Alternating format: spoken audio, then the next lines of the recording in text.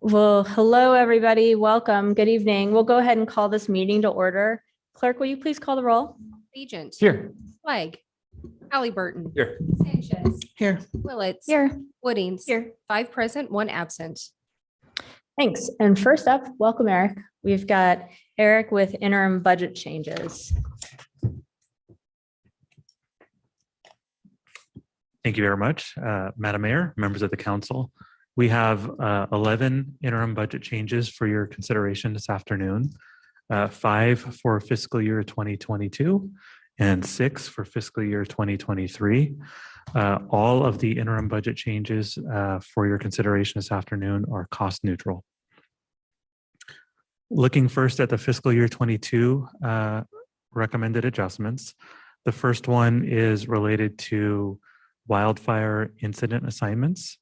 This is recognizing the revenue and also appropriating the expense associated with wildfire deployments in the fire department. The revenues are attributable to the Idaho Department of Lands as well as FEMA. I'll note that this will be the final year you'll be seeing an end of year adjustment of this magnitude for this type of project, because beginning in fiscal year 23, we've built it directly into the budget. The second recommended adjustment is a transfer from the general fund to the capital fund to support equipment purchases. The cost of our equipment, we've seen increases in the last couple of months. We've brought a couple of adjustments for city council consideration, and we anticipate more as we continue to work through the fleet. The offset for that transfer would be an increase in our budgeted estimate in franchise fees, as well as interest earnings and development fees, and a reduction to the personnel budget for the police department in fiscal year 22 attributable to vacancies. The next item is a scope change associated with the police shooting range. It's cost neutral. Rather than pursuing a shade cover, we're pursuing netting around the roof line to allow for impacts from birds in the area to be minimized. Our fourth item is related to police on-body cameras. We received more equipment in fiscal year 22 than originally anticipated throughout the 5-year contract. We need to record, per accounting regulations, the expense in the year that the equipment was received. So we have higher than anticipated expenses in fiscal year 22. However, we'll be able to realize reductions over the other 4 years of that contract, and those will be built into our forecast as well as fiscal year 23. The last item in fiscal year 22 is associated with planning costs for our home art program. General fund dollars were used to support design costs associated with that program, as the ARP funds were not eligible until the design work had been completed and approved by HUD. Now that that work is completed and approved, this action would return that funding back to the general fund. In fiscal year 23, we have 6 items. The first 2 are related to the Human Resources Department. The first item would seek to reduce the number of unique job classifications across the city and establish a more manageable classification system. This work to be performed by a contractor would be funded by a reduction to the project portfolio reserve established as part of the FY23 adopted budget. Secondly, in the Human Resources Department, the development of a total rewards strategy. Really, the goal here would be to help communicate the impact of the city's total reward strategy to employees through the provision of total reward statements at the end of each fiscal year. The work associated with this would also be offset by a reduction to the project portfolio reserve. The third fiscal year 23 project is associated with pathways. It's actions within our open space and clean water levy fund, as well as our capital fund, to proceed with design work for 2 pathway projects. First one being the Garden Street from Cassia Park to Albion Street. Second being Broadway to Federal Way. What these actions are doing are allocating funding from the Open Space and Clean Water Levy Fund to support the local match component of both of these projects for the design and construction, and recognize the federal funds required for the design. The balance of the construction costs for these 2 projects, which would be supported by federal funds, will be appropriated at a later date as we draw nearer to the construction period. The fourth item is a geothermal action related to ARPA. It would replace a geothermal line on 10th Street using those ARPA funds.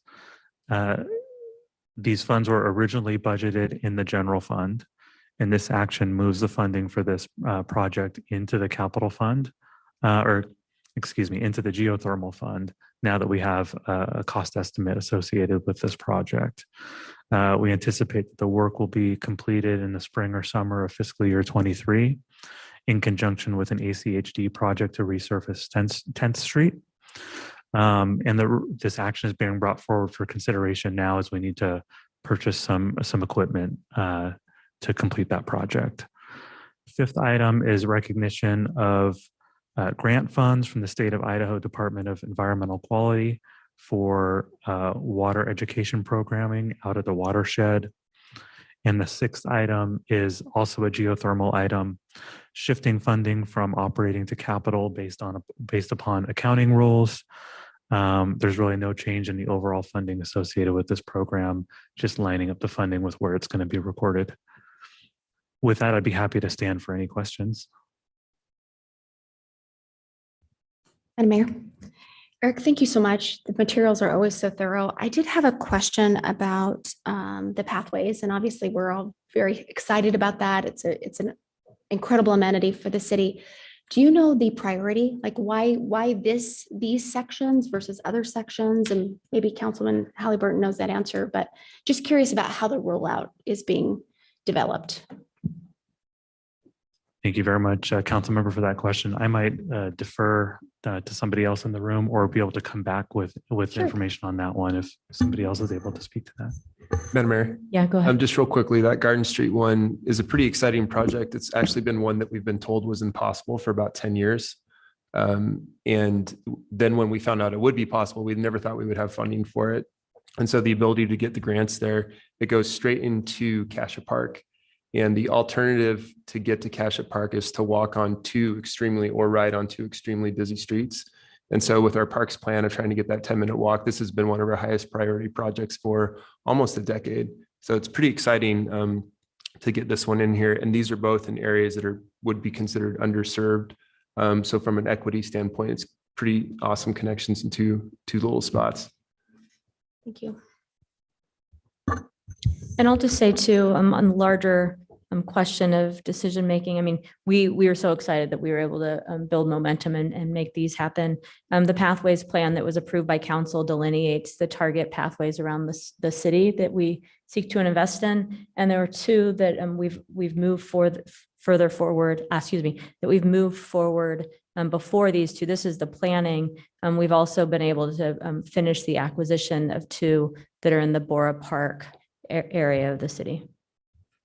Madam Mayor, just to add a little flavor to this. So my son goes to Montessori school on Albion, and currently, they're right on this canal path where this canal pathway will be. Currently, in order to get to Cassia Park, they have to go all the way around, either to Orchard or to Roosevelt. And this would allow them to walk from their school down a pathway to Cassia Park, which I think would be really cool, and connecting that entire neighborhood. And I know it's been fraught with opposition throughout the years, so it's really great to see it going forward. It's going to benefit a lot of folks. Anything further? All right, Madam Mayor, I move that we approve the interim budget changes as presented. Second. We have a motion and a second. Any further discussion? All right, clerk, will you call the roll? Sanchez, Yes. Willetts, Yes. Woodings, Yes. Agent, Yes. Burton. Yes. All in favor, motion carries. Thanks, Eric. Okay, next up, we have Chief Ron Weiniger with us to give a presentation on crime statistics. First, I want to say thanks to the chief. I think this is your first presentation before council, and I want to thank you for stepping in to serve. Really appreciate it, and not just to you, but to your family, because I know that you were enjoying retirement before you got the call. So thanks for being back. Thank you, Madam Mayor, members of the council, and members of the community that may be joining here in person or via technology. It is an honor to be here with you. I am thankful for the opportunity to come back and to resume working in this role, or I should say, assume working in this role. It is a challenge. It's an honor, and I do recognize that I am fortunate to be here. So today, Thank you. Just I- before, I'm going to steal your thunder a little bit as to tee it up after saying welcome. I asked the chief to come because we measure crime statistics on a regular basis, and it was about time to have a conversation about it. Because it's a council priority, of course, and my priority that our city is safe and that our residents feel safe. And I'm really pleased to see, and you will see in these statistics, that crime overall is down. So despite the national narratives that we're seeing, the community here in Boise is doing things differently, and we are safe. The numbers show this. Of course, we aren't without challenges, and some of that is in the need to invest in our police department to ensure we have enough folks that can help prevent crime, keep us safe in that Boise way as our city continues to grow. But in the meantime, as we're all seeking to do that together to grow the department to meet the needs of the community, and we have some great news to share today. So I appreciate you being here. Thank you, Madam Mayor. I have some updated crime statistics to share with you today for 2021 and partially for 2022. These are compiled by our crime analysis unit, and I want to give a shout out to them and thank them, as well as everybody else who has helped to really get me up to speed. This is today, week 7. So it's been 7 weeks since I started back with the city of Boise. And so what I have today is a high level overview of crime trends. And as we look through the numbers, I have anticipated maybe some questions, but I know that you may have others. And so if you do have specific questions, if I can't answer them today, I would be happy to return with answers as we dive a little deeper and have our crime intel unit look into the questions that you may have. And it might be a topic for further discussion down the road, calls for service and projections and things like that. But today we're focused primarily on crime trends and where we are today. And I wanted to go back because there were some anomalies with COVID and everything else. 2021 and 2022 may not give us an accurate picture. We can't necessarily see the trends if we just go back a year or two. So I went back 5 years so that you can see some of the trend lines, and we'll go through those as I proceed. So getting right into it. Crimes per 1,000 citizens. This first slide, you'll notice, you may have seen a chart similar to this before, but the chart shows the number of crimes per 1,000 citizens in the city limits of Boise. It's adjusted based on population. So even as our city grows, the number of crimes per 1,000 citizens is going down. And that is good news. I mean, I'd love to show you a flat line of 0, but we always have crime. The good news is it is going down. The crimes included in this chart are a combination of violent and property crimes. The chart has been updated to include calendar year 2021. I don't have numbers included on this particular chart of 2022, but we will go into those in a little bit. We don't have obviously all of 22 done yet because we have a few months yet to go. Based on the numbers so far, we are on track to continue to see that downward trend that downward trend line in 2022. So there's nothing so far this year that jumps out that makes me think that's going to do anything but continue this trend line. As you can see, the numbers were up slightly in 2020, and I will get to that just a little bit later in the presentation. I'll leave that there for you for a moment. Do you have any questions on this particular slide yet? Or shall Madam I- Mayor, Council President Pro Tem and then Councilmember Sanchez. Thanks, Madam Mayor. Chief Winiger, is this, so these are crimes that are reported per thousand citizens? Correct. These are the reported crimes. Okay, do you have any other like data points or anything on, I don't know, I mean, it feels like there could also be trends with people not reporting certain types of crimes. Does that play into this at all? Madam Mayor, Council Pro Tem Woodings, I would say absolutely there may be, and we always wonder, but unfortunately, we don't really have any other way to track data that says this is what's not being reported to us other than anecdotal stories and things. And I'm not aware of anything in particular that would lead me to believe that there are a large number of crimes not being reported any more so than they would have been in the past, if that makes sense. We know it's always a challenge and that there are crimes out there that go unreported. So our efforts are focused on community policing and community trust so that we can continue to try to gain that trust in our community.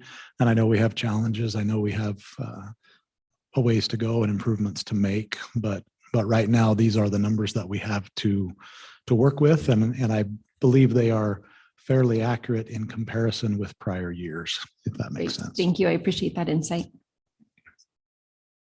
Oh, okay. Okay. Madam Mayor, Yes. I did have one. Chief, this has a little bit to do with some of your later slides, but I was looking at this slide and trying to figure out if the reason these numbers are going down is because there's the same amount of crime, but a bunch more people, or right, and then that changes the denominator, or if in addition to the numbers per thousand, the actual numbers of crimes are going down. And I think I concluded that the actual numbers by and large are going down. But I'm asking you if that's true. So these are absolutely crimes per 1,000 citizens. So I think you would have to create a different chart if you just wanted to look at raw numbers of crimes being reported, and we can absolutely do that. Well, let's put a pin in it, because I think there's some charts with those later in your presentation, and that's what I was trying to cross compare. Yes, thank you. So this next slide covers violent and property crimes per 1,000 citizens, where we have broken those two out. The previous slide had them combined. So this is another view, and the top line in red or pink or brown, depending on which computer you're looking at. The top line shows property crimes, and that decline over the years matches or is similar to national trends for property crime, which also show a decline across the country.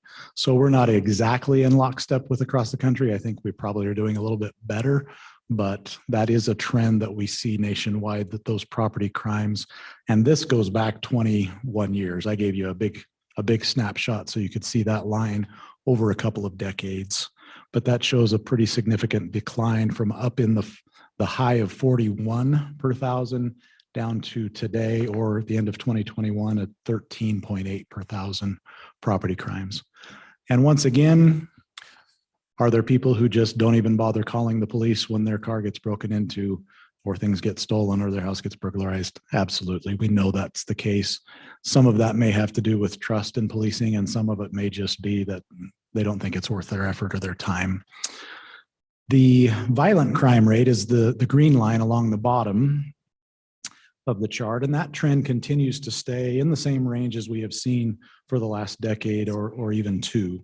The rate in Boise last year, around 2.6 per thousand, remains at a lower rate than many of our peer cities that we compare to. I didn't necessarily pull a slide together with all of the peer cities crime stats, but we have looked, and some of the most recent numbers we've been able to find are still a year or two old from our peer cities. But this shows at 2.6, I've looked at the others, and many of those are up in the 4 to 8 to 10 per 1,000 range in our peer cities. So we are in a great place. We're very fortunate, obviously, to live in Boise, and we know that. But we are seeing the violent crime rate, while it's spiking reportedly in other cities, in larger cities, and even in our peer cities, we are experiencing a tremendously low rate in comparison. So we're thankful for that. Any questions on that slide before I move on? Okay, this next graph or chart or slide shows specifically some certain crimes that we call Group A crimes. So these are not necessarily the top crimes in number in our city, but these are what are defined as the most serious crimes that are tracked across the country that have a common definition. So there have been federally defined and standardized definitions to these 8 crimes that you are looking at here. And they are some of the most important in terms of societal concerns. So obviously the top line is murder or non-negligent manslaughter. And we are very fortunate that that number is low year after year after year. And I would point out that what I'm showing you is Q3 totals for each of the years from 2018 to 2022. We thought it would be important to show where we are right now this year compared with where we were on those years previously in the last 5. So those numbers, they go up and down a little bit, but we, while each one of these crimes is a tragedy and certainly an incredibly difficult circumstance for the people impacted by it, we are very fortunate that that number is not greater in our community. If you look at the second line, rape, those numbers took quite a spike in 2021, but they have returned down to about the same levels as previous years in 2022. So we saw a decrease from last year of 17%. And then I'll not belabor and go through each category, but I'll let you look at those. Robbery, aggravated assault, burglary, theft, motor vehicle theft, and arson are all represented there. But as a whole, the trend line continues to decrease over the last 5 years with an anomaly thrown in here and there. Madam Mayor. Yeah. I guess what counts as a crime? Like, is this a report, like a police officer takes a report or charges are filed or a citizen complains? Like, what's the triggering event that gets it into our little database? Madam Mayor and Council Member Bajent, thank you for the question. What does qualify as the crime? Yes, these are reported crimes. So a citizen has to file a police report, and the elements of the crime that are listed, so the elements of rape or robbery or burglary or theft, in their report have to be met. So the elements are there. It does not necessarily mean that an arrest was made or a prosecution was successful. These are simply reported crimes that the police officer has gathered the facts on and writes down in a police report so that we capture it and then we report it such that the elements are met and they count in these statistics. Does that answer the question? Fabulous. Okay. I will move on and take a quick look here at other reported crimes. And while all crime is serious, these are not considered to be in that Group A category. So the font is small on this page, and I apologize, but the list includes crimes such as assault and battery, fraud, vandalism, drug violations, to name a few. And while the numbers are down again for the first 3 quarters of 2022, I would just say I will not be surprised if they go back up to pre-COVID levels. That won't shock me. I'm not a very good predictor of things in the future, but that wouldn't surprise me if it happens.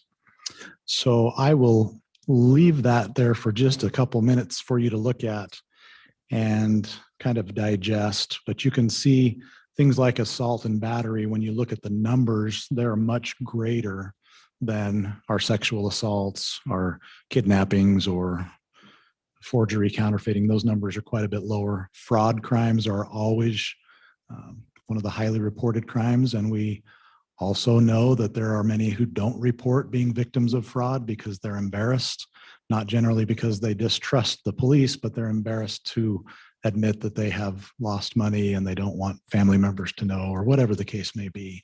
So we know there are more out there than are reported, but those numbers that are reported are quite high and certainly concerning. Chief, I've just wondered about the comment that you made that you wouldn't be surprised to see these numbers go back up to the pre-COVID. So I guess that'd really be Q4 2019, was the last quarter before COVID. But why? And of course, I see that it dropped so low in the, kind of in the heights of the first round of COVID, then went up some. But what is it about COVID that you believe made these numbers drop lower, and so we would see them increase as we move beyond this time? Madam Mayor, thank you for the question. And again, this may be a subjective answer. I'm not sure that I can speak authoritatively on the subject, but I'll I give you don't my know, opinion. Chief, you are the chief. So I'll give you my opinion for what it's worth. So many of the crimes and the reasons that we saw crime drop during COVID is people were home. They were not out. They were not gathering or congregating or engaging in many of the behaviors that led to crime. So we didn't have crowds packed at 6th and Main. We didn't have the bars full. And we also had people in their residences. So the burglaries were probably not taking place because there weren't vacant homes left and right as the criminals were out looking for targets. There were fewer and farther between. So that would probably explain some of the violent crime as well as the property crime taking a dip. And when you look at the Q3 2020 figure, it is way down. But then as we started to come out of lockdowns and COVID and began associating again and congregating again and leaving our homes again, I think it took a spike there in Q3 of 2021. And really, it seems like an anomaly to me. Like, I don't have a real good explanation for this year, for 2022. I don't know why they're down. It seems to me like they would rise back up. So I'm guessing, but I think it might be a slightly educated guess. Madam Mayor. Thank you. Chief, I'm just looking at the drug violations and the drug paraphernalia. Are those typically part of other offenses? How do we come to have those reported? Madam Mayor, Council Member Sanchez, the drug violations are oftentimes connected with other, maybe not necessarily other crimes, but certainly other incidents. So when an officer makes a traffic stop and, smells the odor of alcohol or the odor of marijuana, or maybe makes an arrest out of a vehicle and they inventory that vehicle and find drugs, those are often related to other incidents, but they are also including the work of the proactive side. So our narcotics units and our neighborhood contact officers responding to problem houses or loud party complaints, those types of things. So they may be in conjunction with other crimes and other incidents. They're often not just standalone violations, because we would probably not come into contact with somebody either holding, selling, or using drugs unless they were doing something else to draw attention to themselves. If that makes sense. Madam Mayor. Well, first, I thought you were going to answer the mayor's question by explaining that the criminals had all read the governor's lockdown order, and that was the reason, but I guess it wasn't. Yeah. I wonder if you see, and this might be a comeback question, but trends in the types of crimes, things that have changed. Are we getting more sophisticated retail theft or financial fraud and less assault and battery? Or like, if there's something that we as the policymaker, council type people need to know about the trends in the misdeeds in the community as we grow and change, and whether that's, the answer might be no, there's no changes and you guys don't need to pay attention to it at all. But if there is something there, I'm sure we'd all like to know that. Madam Mayor, Councilmember Bajent, thank you for the question. And I think that is worthy of further discussion for sure. I would say, metaphorically shooting from the hip, we see trends of things like the traveling fraud crews, but they have been in our community for a long time, but we do see them becoming more sophisticated. We see them more organized, and you'll see, if you pay attention to stories across the country or even in the state, catalytic converter thefts going higher, and groups, organized crime groups, stealing those for the raw substances that are in them, not even necessarily to resell them. But as we move towards things like electric vehicles and they become more prominent, I would assume that we will begin to see more things related to that in the criminal element. So everything that you can imagine, from hacking and causing crashes from driving cars to I would assume we're going to see thefts of batteries and things like that, because they are so expensive. And as they become more prolific and the need becomes greater, there's always an entrepreneurial criminal willing to meet the need, if you will. So we expect to see shifts and changes in those particular types of property crimes. I don't know that we have any data to show that yet, but I can look on the horizon and see that maybe coming our way. As far as violent crimes, I don't know what to say about a predictor there. I don't see any large trends going one way or another with different crimes. Certainly domestic violence and sexual assault are always at the top of our list of concerns. And then we see more and more evidence that we have human trafficking in our community and in every community. So I think as we recognize and pay more attention to those types of crimes, and as we really try hard to gain trust in the situations where those people find themselves, we will probably see an increase in reporting. We sadly hope that there will be an increase in reporting. We hope there's not an increase in the actual commission of those crimes, but we know that they're there, and we suspect they may be. We don't just suspect, we know they're growing. Yeah, thank you. Thank you, Chief. And thank you for sending this a little bit earlier today, because I think it's given us time to digest this and have a richer discussion. One of the things that I appreciated you saying is that any violent crime is too many.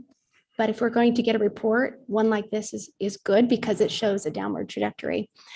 And I think it's one of the reasons people want to live here, because we don't have this very often. We're shocked by it. And so these are good statistics for what they are. We want them to be better. And that's one of the things that I wanted to ask you about, because so many of these are going down, but I noticed two in particular were not. And I'm interested in your theory on this. One is obviously child porn. There's a higher spike in that. And then intimidation and stalking. Will we need more resources to try to combat this? Is this something like, how do you community police these, if there is a way to do that? And do you see reasons for this, or is it just the state of the world that we live in today? Just question clarification. Are you referring to the porn and obscene materials? I don't see child porn on here.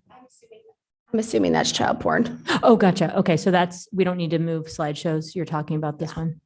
Is that a correct assumption that would be child porn? I believe so. Yeah. Okay. Madam Mayor and Council Member Willits, yes, I believe that is accurate. I would have to go back and double check to make sure, but in answer to the question, regardless of whether that's the one we're looking at or not, the question of resources and how do we get that number and why is it growing? We have members of our police department that work on child pornography cases, and we have a member of our department assigned to a federal task force of the Internet Crimes Against Children task force. And in fact, we have had that member move on to another assignment. We just selected a replacement, and so they'll be moving back into that task force position. They are there right now. So we look at that, and that's one of those crimes that if we threw 10 more officers, I think there would still be enough leads to keep them busy. And it's a tragic stain on our society in general that those crimes continue and that we can't eradicate them. But we know that there are ways to investigate and to prosecute and to work on that problem. And it is one that is involving the most vulnerable of victims in our community. So it is one of our highest priorities. We do know that they are there. We get tips. And when you talk about community policing, how do we community police that issue? That is a really tough one, but we get tips, and a lot of it comes from technology. right? As those IP addresses are traced back, or when we get a tip from the National Center dealing with some of these things, we have to have the resources available to go look into it, to gain the information we need to then secure search warrants and really dig. So yes, we know it's there. Yes, the numbers are increasing. We believe that is because we have been putting resources towards it and following up on leads. We don't know what's beneath the surface of this iceberg that we're looking at, but it is an important thing for us to pay attention to. And that, along with our human trafficking related to sexual activity as well as labor, those are things that as we grow in the future and as we add staff, we hope to be able to address even further those particular crimes that concern us and concern all of us. Madam Mayor, Chief, just a little more information about the fraud cases. Are those like internet? Are those folks preying on the elderly? Can you tell us a little bit more about the fraud ones? Madam Mayor, Councilmember Sanchez, I would say they're all of the above included in there. The fraud against our elderly is certainly one of those. My mom's sister called me the other day. Hey, the Social Security Administration called and said that and I didn't give them a lot of information, but now I'm starting to wonder if it was really them. We see that because the elderly are vulnerable, and we recognize that. So that is part of that. The other part is certainly the email phishing and all of the scams that are designed to separate us from our money are represented in those fraud numbers, and those take all of those things into account. But yes, it is a problem for our vulnerable populations, for our elderly in particular, and really for just the gullible among us. I hate to use a term like that, but we had a member of our department taken in by one of those fraud schemes, and it was started on the internet and then became personal, and then pretty soon they were out thousands and thousands of dollars, and they were embarrassed and didn't want to report it. And that's one of our own professional staff, and so it affects everyone, or can. Chief, is there any concerted effort to address that particular crime?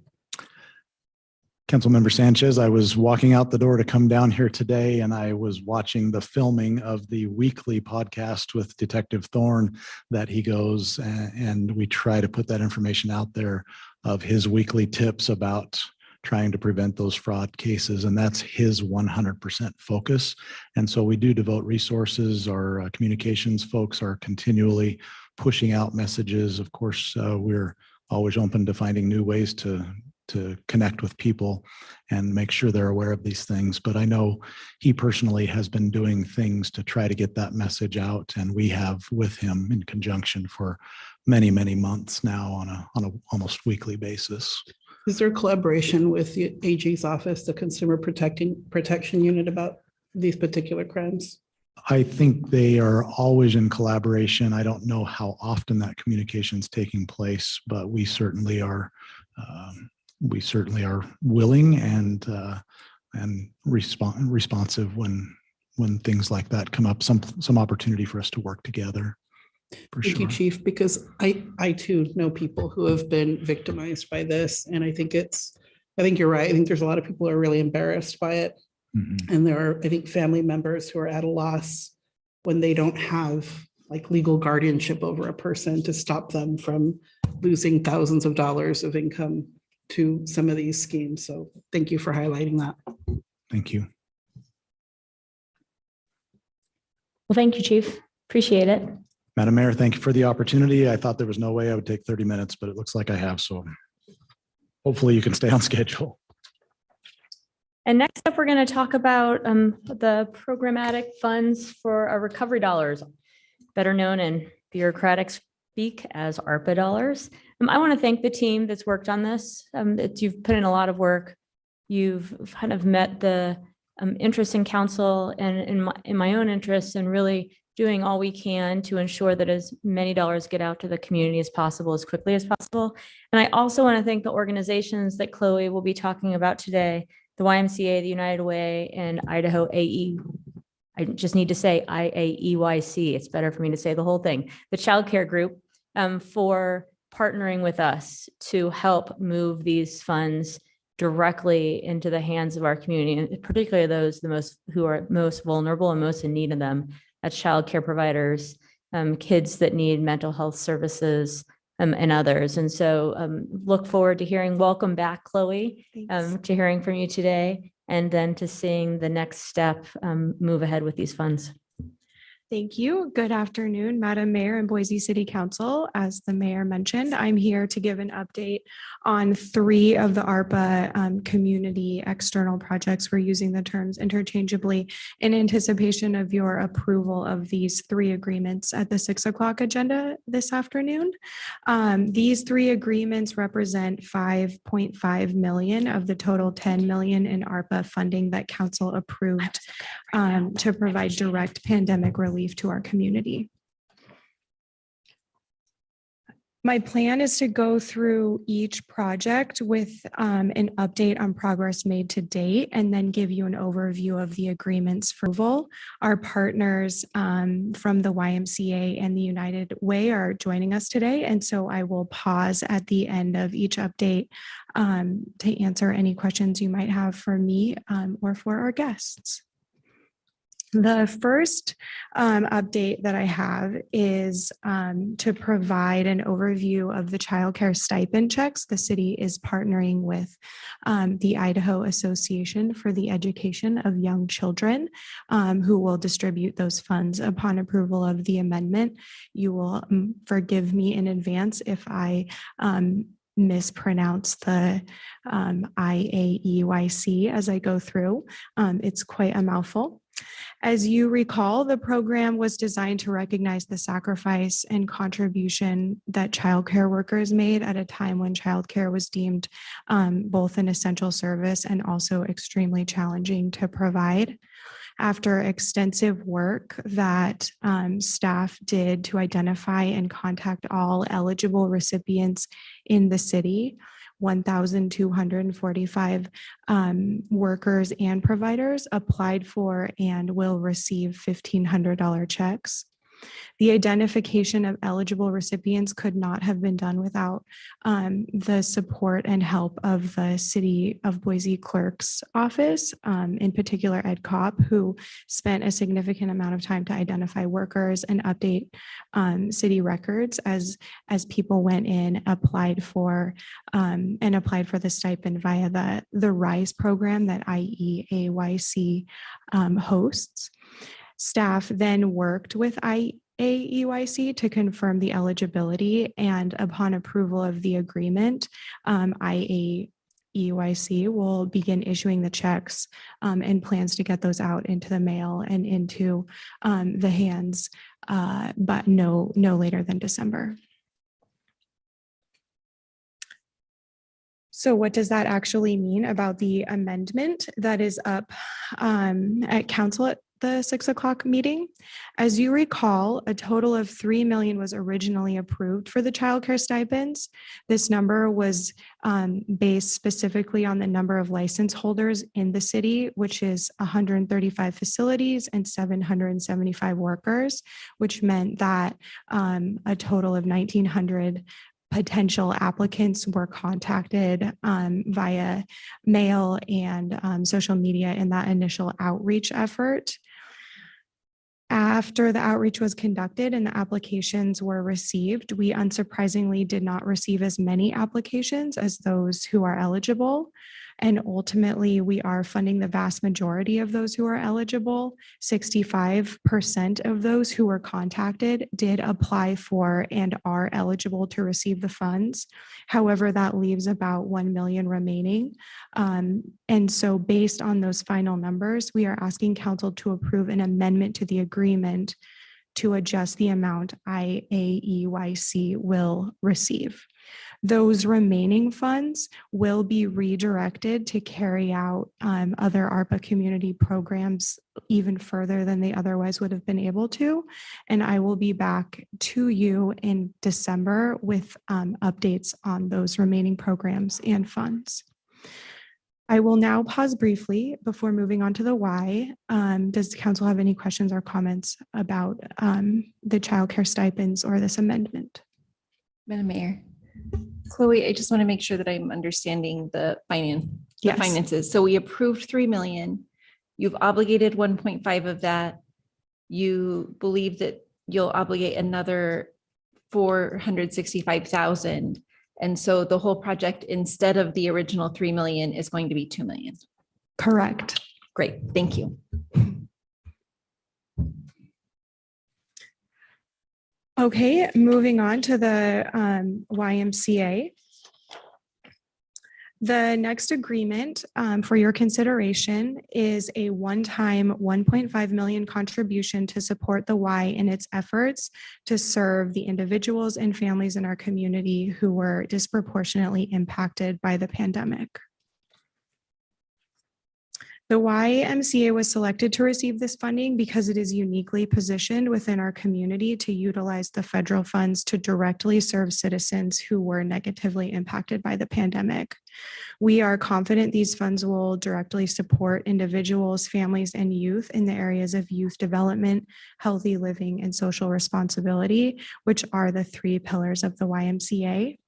The information outlined on this slide is just a little taste of the far-reaching impacts of the YMCA services within our community. And I would really like to acknowledge and thank the YMCA leadership team for their partnership and support that they provide our community within the city. David Duro, who is the CEO of the Treasure Valley YMCA, has joined us today on their behalf. David, maybe you could stand so we know where you are sitting. Thank you. And I would also like to acknowledge Megan Ellis and Carrie Magnuson, who aren't here today, but have been a true pleasure to work with and instrumental in making this partnership happen. So council's approval of the agreement, again, will issue 1.5 million of ARPA funding to the Y to continue their impactful work. And I will pause again for questions. Great. Okay. All right. Finally, small business grants. As you recall, council approved funding for mini grants for small businesses impacted by the pandemic, and we are partnering with the United Way to distribute the grants. 2 million provides funding for about 480 businesses to receive a $4,000 grant.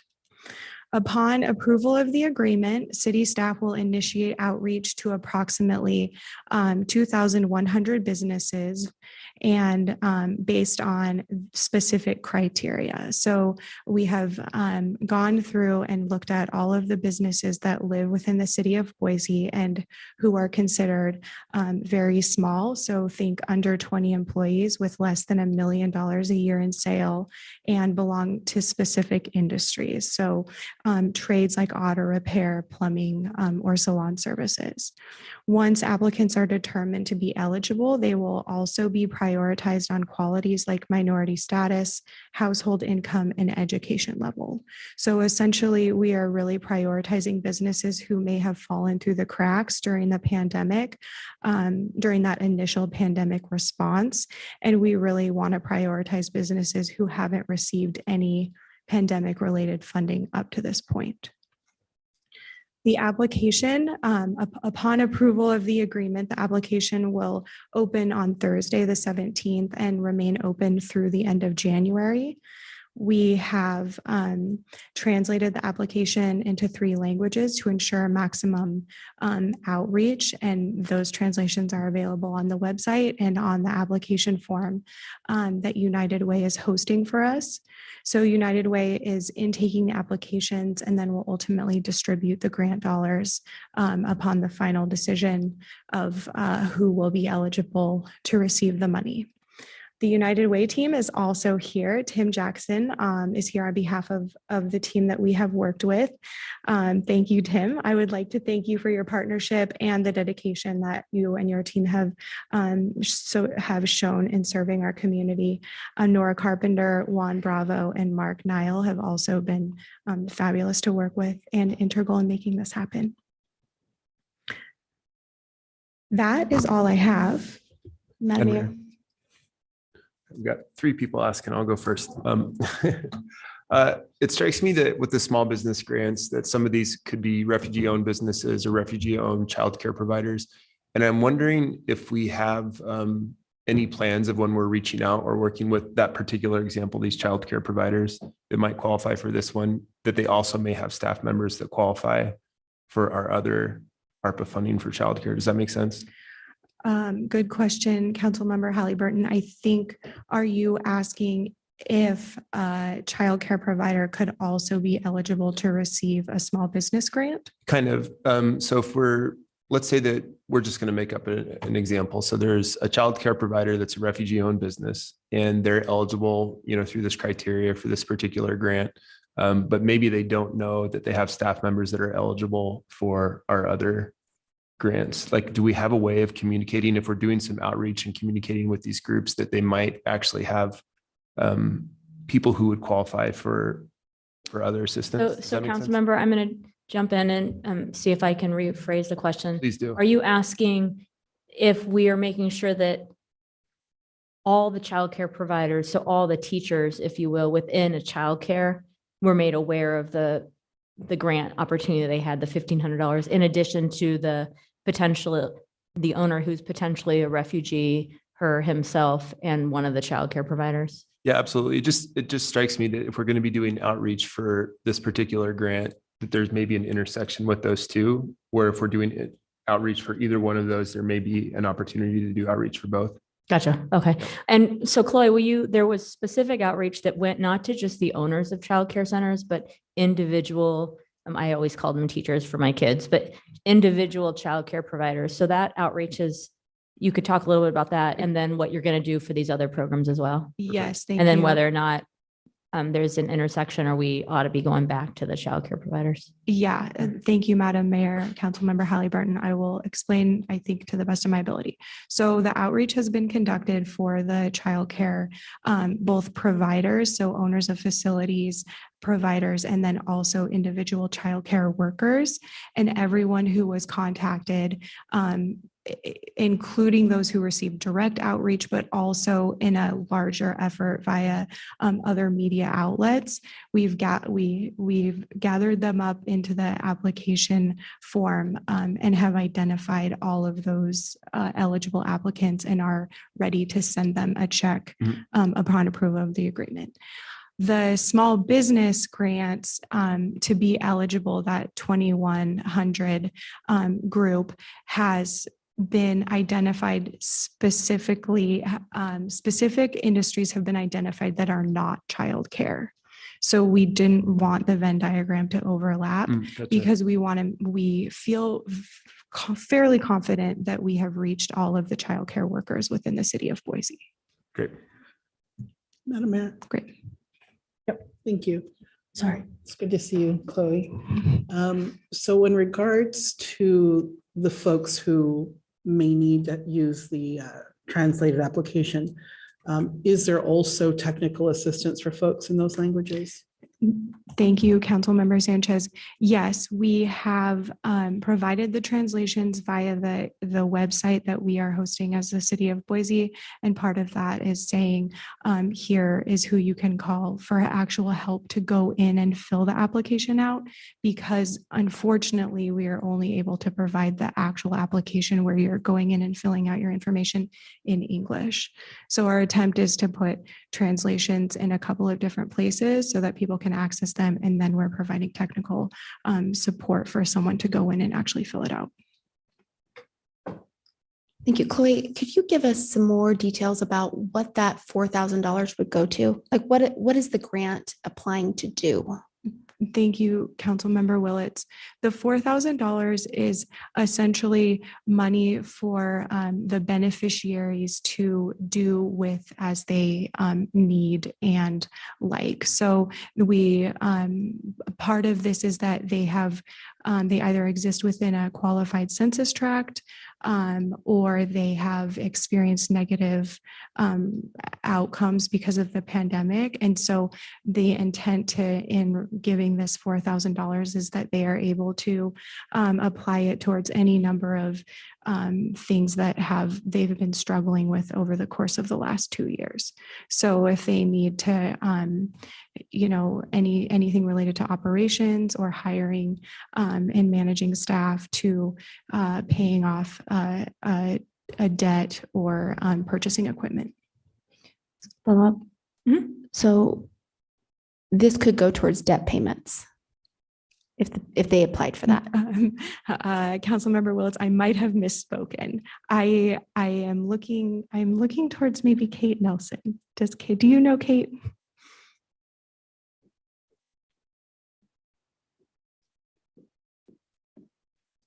Madam Mayor and Councilmember Willetts. So we, as Chloe said, we did want to provide as much autonomy for the individual business owner to utilize the funds to keep their business open.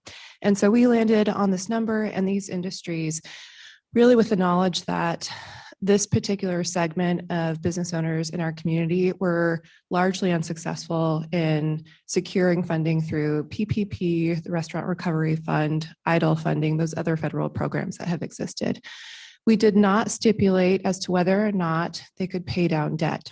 We have had conversations with banks and also the Idaho Association for Banks, and consistently heard that this specific segment of our community has fallen through the cracks, and they may have utilized some really high interest rate products, but not have had the opportunity to access traditional financial products that would help build their credit, have favorable repayment terms for them as they are able to recover from the pandemic.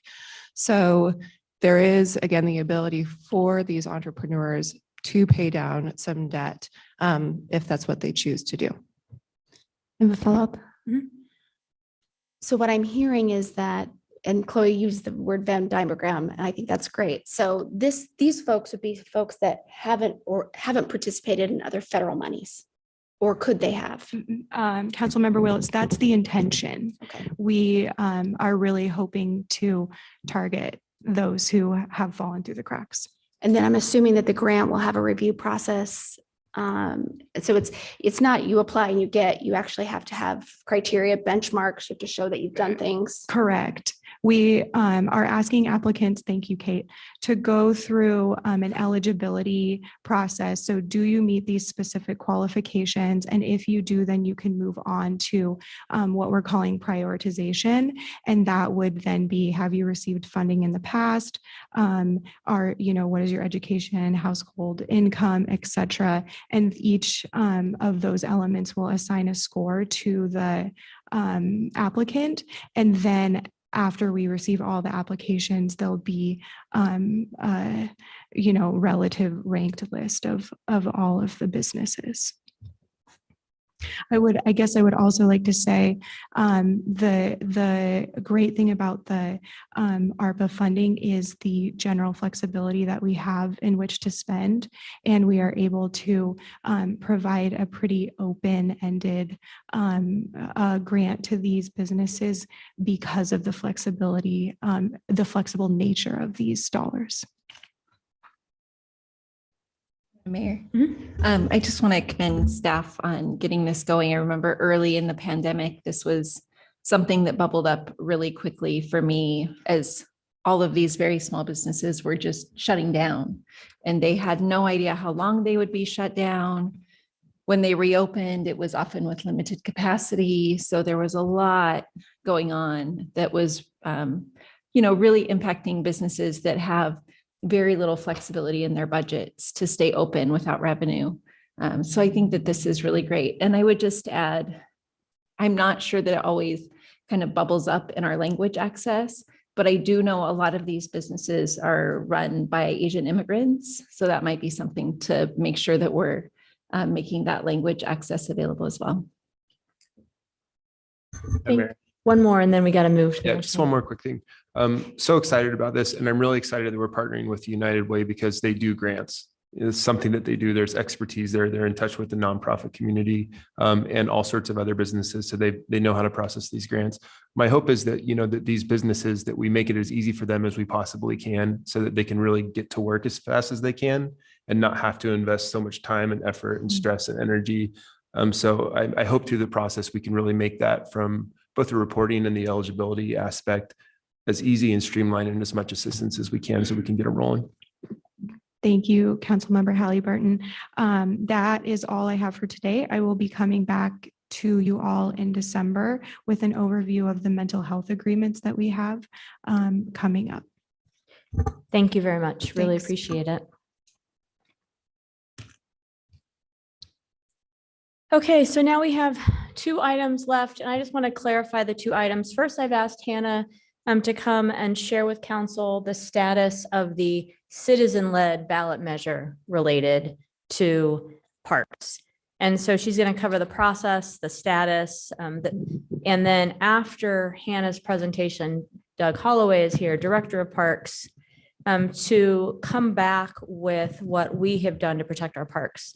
Because if you'll remember, we had a discussion with staff and council agreed that there were steps that we could take as a city to deed restrict our parks to make sure that they're parks in perpetuity. And our team, and we directed staff to work on that. They've been diligently working on that, are back with an update, as well as the first, I think, 10 parks alphabetically in the city to move forward today. But first, Hannah, on the ballot measure that outside of this building, citizens are currently conducting. Thank you, Madam Mayor, members of council. Hannah Braskery, Director of Strategic Initiatives. As the mayor mentioned, I'm here to give you an update really on just the timeline and process, not so much the substance of the ballot measure. No action is required of you all today. That will come in the future. And as a reminder, just a little bit of background, a group known as the Boise Parks Association submitted their petition in March of this year. The measure would require a majority of Boise voters approve any sale, trade, transfer, gift, or change in use of any developed or undeveloped city real property designated as a park or open space in excess of 5% of the property's land areas. And the definition of park and open space is rather broad. It includes all of these things on the slide. I'll just read through them quickly. Parklands, buildings, facilities, reserves, and open spaces, sports complexes, swimming pools, golf courses, game fields, cemeteries, playgrounds, skateboard parks, BMX facilities, zoological and botanical gardens, trails, and the Greenbelt. So as part of this process, the petitioners are required to gather signatures. They began circulating their initiative late May of this year, and they have until tomorrow to collect and submit signatures to the clerk's office. They'll need 6,823 verified signatures to get the petition on the ballot. That would be the 2023 general election. And they have so far submitted 4 batches of signatures, with their final batch expected midday tomorrow. The total estimate is above what's required.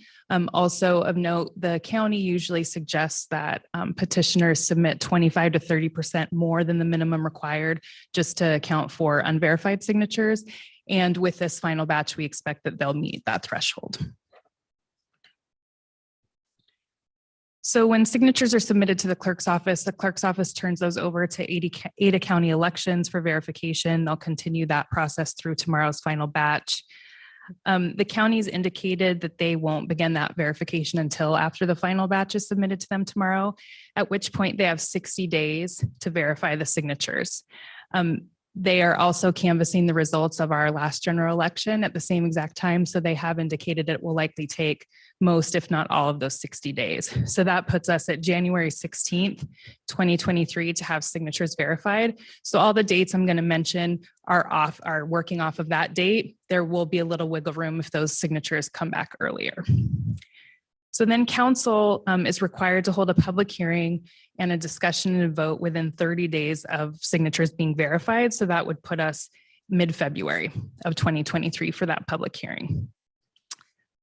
Council can hold that hearing during a regularly scheduled session. So for your calendar, that would be the 31st of January, or the 7th or 14th of February, or in a special meeting, just on or before that last date. So February 15th or earlier, depending on the verification date.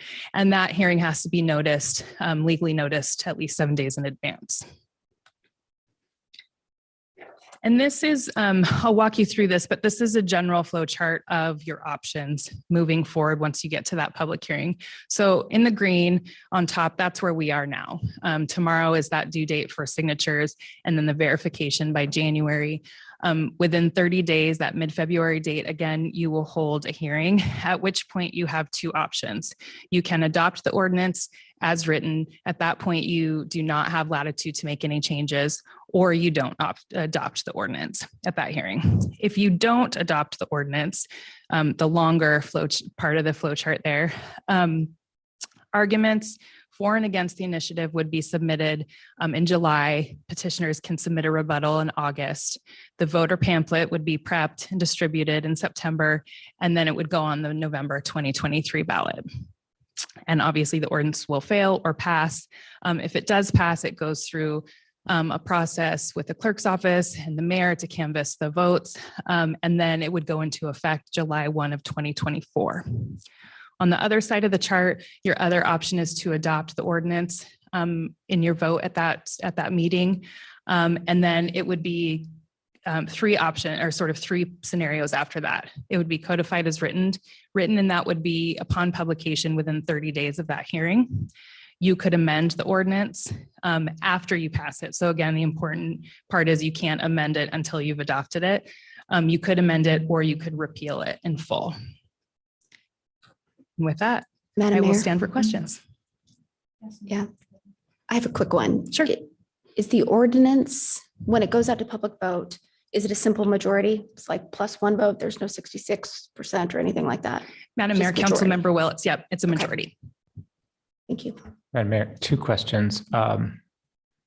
First, if the council adopts the ordinance and then repeals it, it does not make it onto the ballot, correct? Madam Mayor, Councilmember Major, that's correct. And then the second is, if council does not adopt the ordinance, it goes to the voters, it passes the initiative process, the mayor issues a proclamation, then council could still repeal the ordinance. Isn't that right? Madam Mayor, Councilmember Regent, yes, that's correct. What is this about a proclamation? Will you say that question again? Don't worry, it won't be till next year. Oh, okay. I can explain, Madam Mayor, that's just part of the process. So if the voters pass this, then the votes are canvassed in front of you and you issue a Oh, proclamation. that regular. Okay, Yes. gotcha. You're saying- I'm about to go deliver a proclamation, so I have a different kind of proclamation on my mind. All right, thanks, Hannah. Yep. And next up, Doug. I want to, as Doug's coming up, thank the team that's worked on this. This was really important, and residents have asked us to do this even before my time as mayor. And it was something, given especially my past involvement with Foothills Preservation, serving on the Parks Commission, working with Doug over the years, thought it was really important that we do all that we can to make sure that the steps that we've taken to develop parks or to set aside trails and open space and in the future pathways are protected. And I think that I know that this builds on our city's legacy of protecting these special places. And the team got to work together with our legal team and has come up with a way to ensure that these places are protected. And so with that, Doug, if you'd give us an update as to where we are, how we're doing it, and then what's happening this evening. Great. Thank you, Madam Mayor, members of council, and thank you for allowing me the opportunity to give you a process update on where we're at. I appreciate Hannah's clarification. So I think that takes care of some questions that I was anticipating we would see this evening. So I appreciate that update ahead of this. So just a quick background. We have been before you on two different occasions already, back last October with the discussion on how we would move forward in doing those applying protections to our to our open space and to our parks. We came back in March as well and presented a policy that you adopted on how we would then move forward in actually doing the actual protections. So this has all been going on for about the last year. We have reviewed 93 total park sites, and we focused on the park sites that are within the city limits of Boise, since those are parks that by policy are eligible for development. We also evaluated our 14 open space reserves, and then we included obviously our 25 miles of green belt in that analysis as well. So what we determined, and this is not news to you, Madam Mayor and council members, I believe we reported this back to you in March, that there is nothing in any of the deeds that we have on all of our properties that would prohibit you from applying a lasting protection on any of those assets, greenbelt parks or open space reserves, which was a key component in moving this forward, to be sure that there was, and we would assume there wouldn't be anything in there that would preclude that. But we needed to confirm that by going through all of those individual files that I showed you in the previous slide from the 93 park sites and the 14 reserves, as well as looking at all of the parcels that we have acquired, both in terms of purchase as well as easements to create the green belt. What we determined, and again, this is not new to you, 8 of our 14 reserves already have full protection. 42 of those 93 park sites that we evaluated also have current deed restrictions and therefore protections in place. And then the green belt by ordinance is fully protected as well. So this is just a quick rundown of those open spaces. I put this up on the slide because I have gotten a few questions on which ones are protected right now as far as our open space reserves. These are the ones that have deed restrictions in place. It is our internal policy now, per your direction, that any property that we acquire will have the necessary protections that will be put in place that we are bringing forward to you today. So a lot of our reserves that we have been purchasing the last few years already have come with those protections that are in place. And these are some of those, and some of these are a little bit older, but do have those protections in place. So I won't go through all these park sites, but we have the 42 sites that currently have some sort of deed restriction in the file that precludes it from being anything other than a park or an open space. So where we're at today, Madam Mayor and council members, is as I mentioned, you did approve in March the park and open space protection policy, which helped us drive what we're bringing forward to you today, which is essentially a declaration of deed restriction and a restrictive covenant that will be applied to all of the properties that do not currently have a deed restriction in place. What I will say is there are some of those park properties that you will look at and you will ask yourself or ask me, I thought that was already protected. And I'd use Hulls Gulch, for example, as an example. A lot of our park properties are made up of multiple parcels. And so some in our discovery work through looking through the files, we determined that there are a lot of park properties that had some parcels that were protected and then some that actually were not, but were either part of the park or part of the reserve. And in the Hulls Gulch case, there was at least one parcel in the reserve that had not been previously protected. So on advice from our council, it was to just put the overlay over the top of all of it again, and it does not create any adverse effect on those that are already protected. It just adds an extra layer, A, but B, and more importantly, it does capture any of the parcels in that file that currently weren't protected. So a lot of these park sites may have partial protections on them. We're just bringing those forward that would have any parcel whatsoever inside that park or open space that was not. We have chosen to break this out for a number of reasons. First and foremost, there is a pretty good staff lift on going through each of the files, double and triple checking to make sure we're not missing anything, and then creating an individual resolution for each park and open space. So there is not a methodology to bring all of them to you as 50 in one, have one resolution, one deed restriction that covers everything. We need to do this as individual park properties. And inside those, will even do individual parcels as well. So we're capturing everything that's inside the boundaries of that park or open space. So we chose to break that out over the next several weeks. We also didn't want to bombard you with 50 resolutions in one evening. as well. And so it breaks up real nicely that we'll have all these to you over the next several weeks. I believe mid-January sometime, you'll get your last grouping of the parks to be recommended for protection. We developed a website on our Parks and Recreation page that will provide these updates as you approve them. It will list those properties. And we'll continue to, per your direction, be certain that any new property that is acquired will have all those protections in place so that we're not coming back, or future park and rec departments and legal teams are coming back to future councils trying to protect property. We're going to get all this done now. And I think, Mayor, you made a great point on legacy. This is really, we looked at it internally. This is a historical time. We've discovered we have 50 plus properties that don't have the adequate protection that prevents them from being utilized in the future for anything other than what they were intended to be used for, which is as a park or as an open space. I will also say that in the resolution, our legal team was careful to be certain that we're capturing the standard practices we have in place in managing our parks and open spaces today as per our policies and regulations.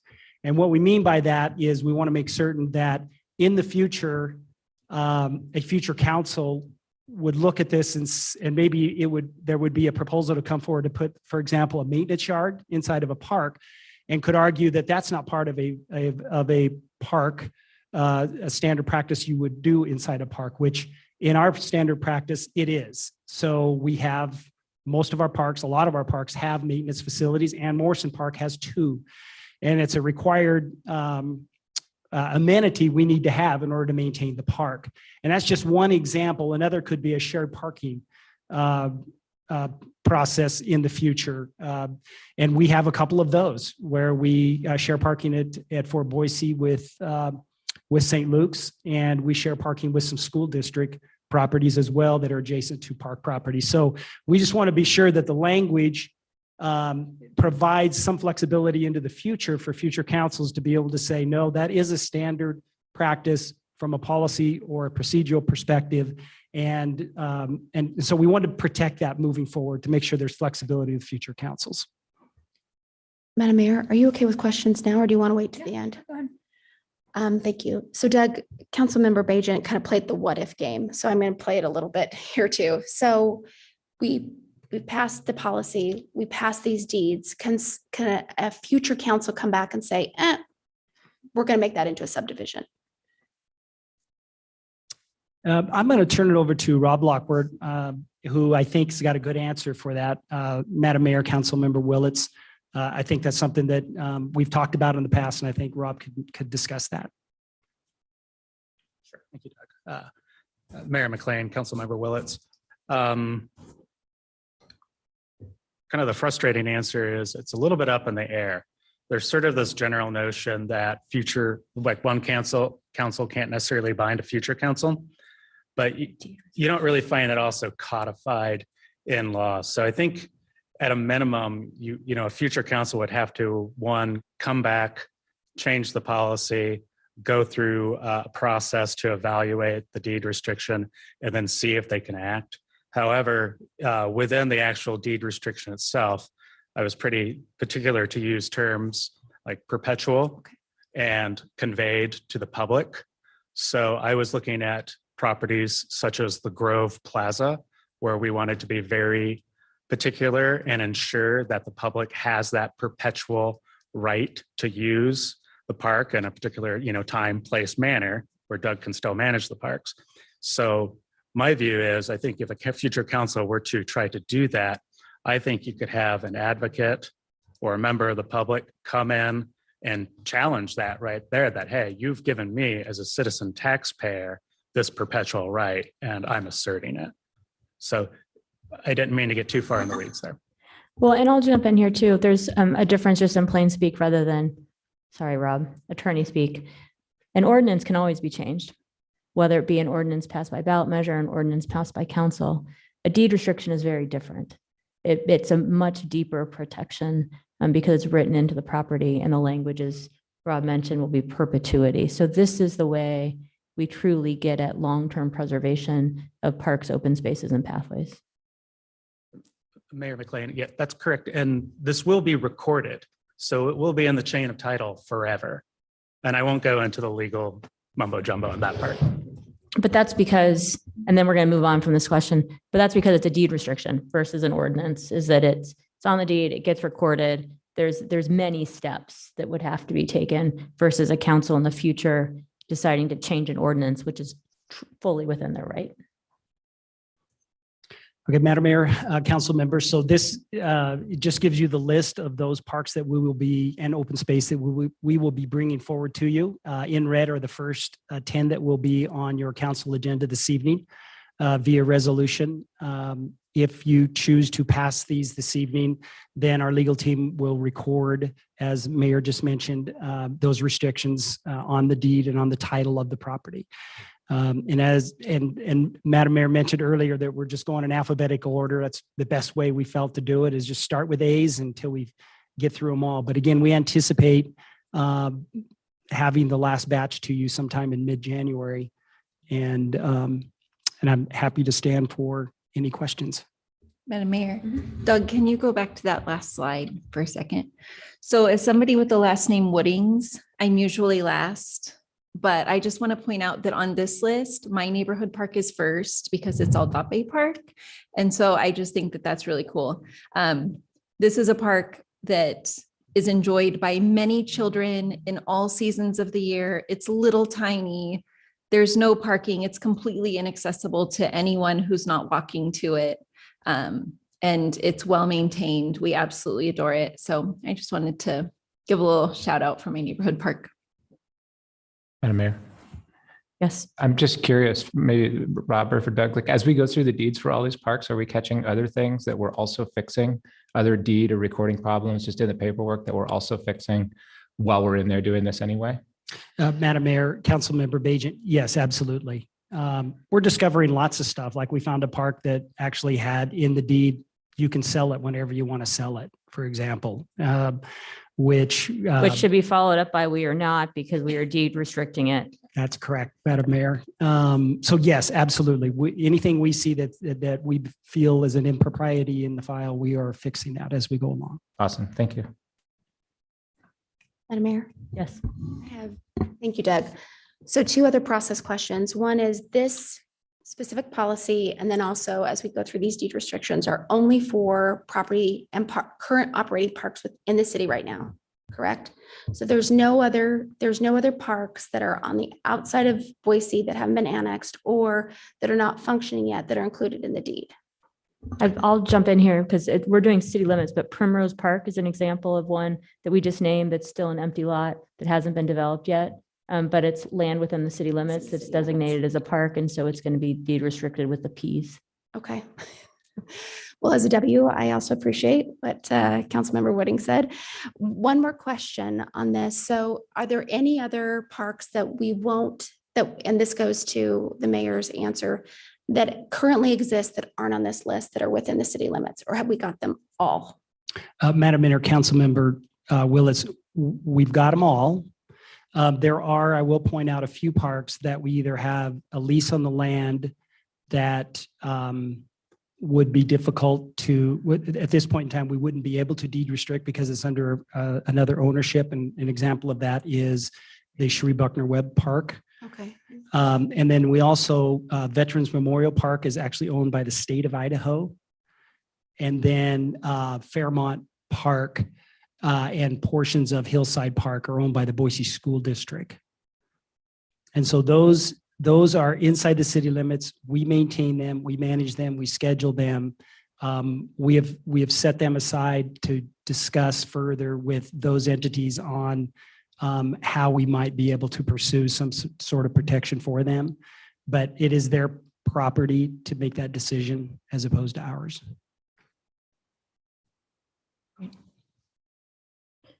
All right. Thank you very much, Doug. Great. Thank you. Appreciate it. And Rob. All right. That's it. So we'll be back at 6. Thanks, everybody.